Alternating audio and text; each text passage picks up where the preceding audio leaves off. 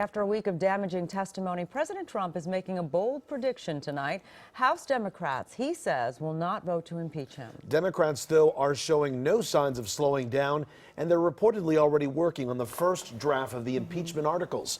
KCAL9's Randy Page joins us now with the latest. Randy? I think it might take Donald Trump up on that bet, but we'll have to wait and see. While Democrats in the Intelligence Committee get to work on a report that could form the basis for articles of impeachment, the president is claiming victory, saying, bring it on.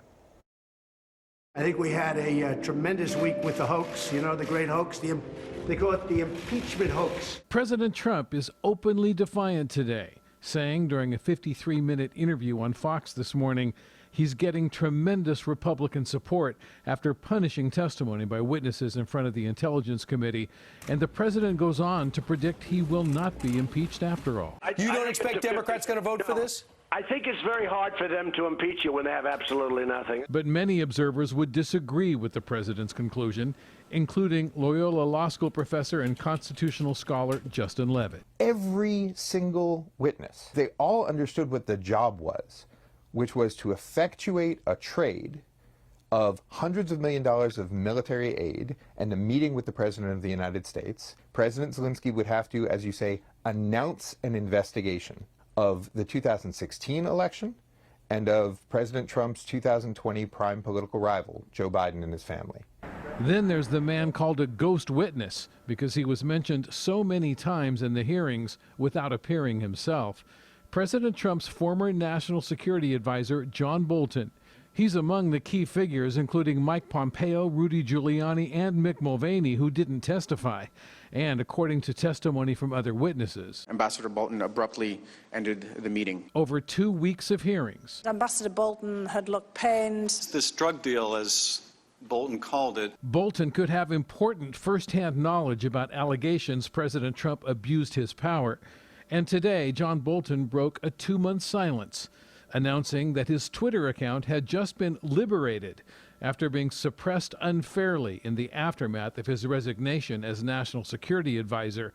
In a series of cryptic tweets, he suggested the White House had done it out of fear. Did you guys freeze his account? No, of course not. Of course not. Bolton, who recently signed a $2 million book deal, skipped out on his impeachment deposition, while his lawyer teased congressional investigators, suggesting that Bolton was personally involved in many relevant meetings and conversations that have not yet been discussed. The White House blocked your access to your Twitter account. They attached software to it. When he was ambushed by reporters at the train station in Washington today, Bolton only wanted to talk to reporters about his Twitter account. And why did the White House block you? You'll have to ask the White House that. I can say definitively we have regained control of the Twitter account. Twitter detached the White House software.